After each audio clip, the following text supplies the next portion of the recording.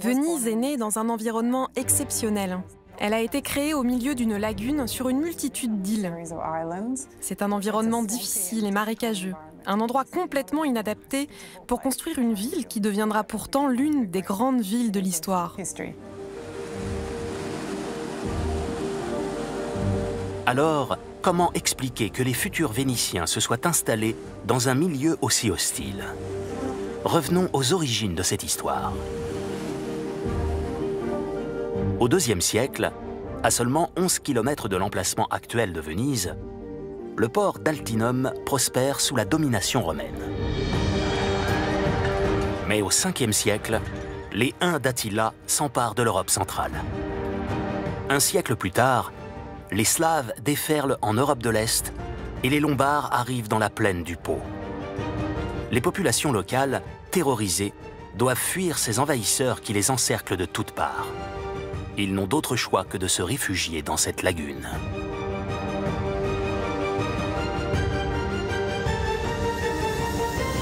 La lagune représentait un abri, et en particulier contre des envahisseurs qui sont à cheval. Donc c'est évidemment une protection. Une protection suffisante, mais qui pose un problème immédiat. Construire leur maison dans un marécage. Il faut donc d'abord gagner du terrain sur l'eau. Les premiers Vénitiens sélectionnent ainsi des terres émergées proches les unes des autres et enfoncent des pieux en bois dans l'argile pour délimiter le terrain à construire. Ensuite, ils évacuent l'eau à l'aide de seaux. Quand tout est sec, ils comblent le trou pour obtenir un sol plat et constructible.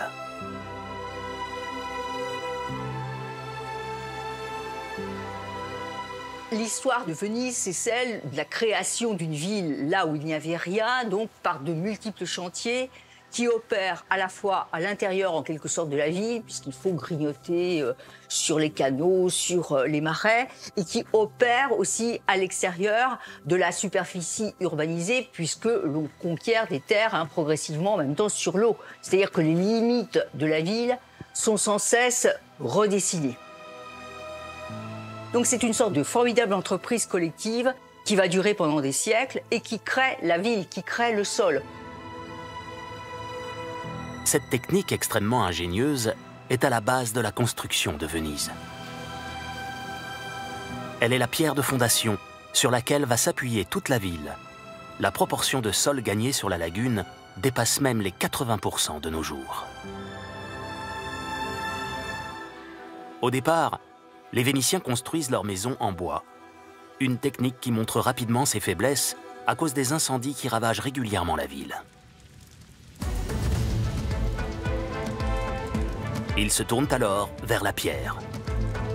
Néanmoins, ce matériau pose d'autres problèmes. Construire en pierre à Venise est un véritable défi. Il n'y a que de la boue, de l'eau et des marécages. Il faut donc être très ingénieux, surtout si on utilise des matériaux aussi lourds que la pierre.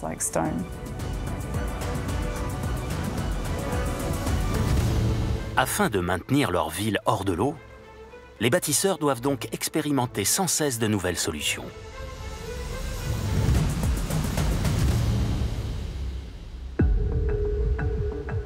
Les terrains boueux des premières habitations sont trop mous pour construire en pierre. Il faut donc atteindre des couches où le sol est assez solide. Ils découvrent alors le Caranto, une couche argileuse de formation ancienne située entre 3 et 9 mètres de profondeur environ. La stabilité de cette couche va permettre l'édification de bâtiments en pierre.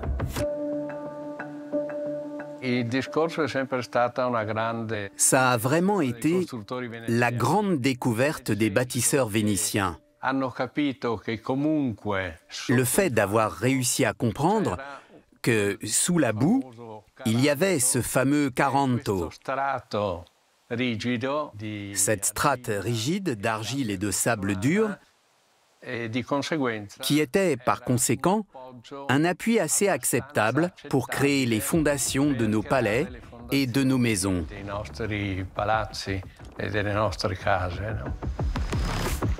Dès lors, les ingénieurs médiévaux imaginent plusieurs solutions complexes pour édifier leurs bâtiments selon la profondeur de la couche du Caranto à atteindre et le poids des édifices. Première étape, assécher la zone à construire. Les bâtisseurs commencent par mettre en place une sorte de bassin de travail temporaire, protégé de l'eau par des structures provisoires, les battardos ou casseri en italien, constitués de 2 rangées de pieux enfoncés dans le sol. Les interstices sont comblés par de la boue pour rendre la construction éphémère imperméable. Ensuite, ils s'attaquent à la construction des fondations en elles-mêmes.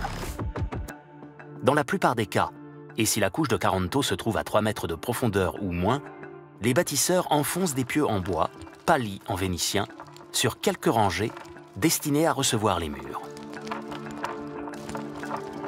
En revanche, si le poids du bâtiment est très important, les Vénitiens disposent les pieux de manière à couvrir toute la surface du futur édifice et en quelque sorte reconstituer un nouveau sol. Les pieux sont alors plantés très proches les uns des autres, de manière concentrique, depuis l'extérieur jusqu'au centre de la surface à consolider. Cette dernière technique est notamment utilisée pour ériger les nombreux campaniles de la ville, des édifices très hauts et très lourds. La fondation de bâtiments vénitiens, c'est un grand travail. Nous avons calculé que les pieux nécessaires pour un mètre carré, c'est 36. Les pieux d'environ 2 à 3 mètres de hauteur et 20 cm de diamètre sont taillés en pointe pour faciliter leur pénétration dans le terrain. Enfoncer les palis constitue une opération extrêmement délicate, car un coup brusque pourrait détériorer le Caranto. Un travail nécessitant donc délicatesse et patience, réservé à des ouvriers spécialisés.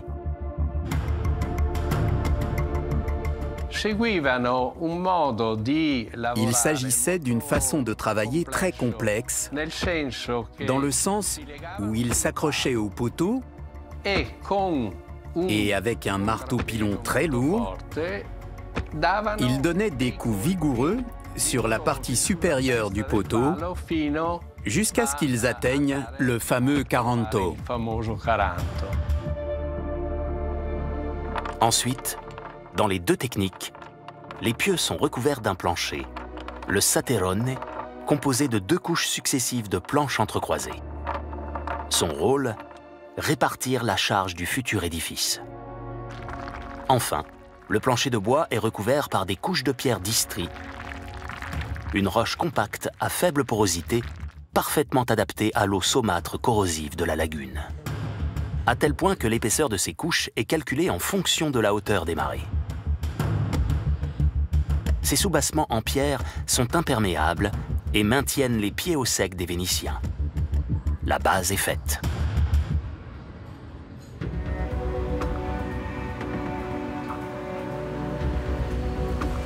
La technique adoptée pour les fondations a eu une conséquence sur la géographie de la ville.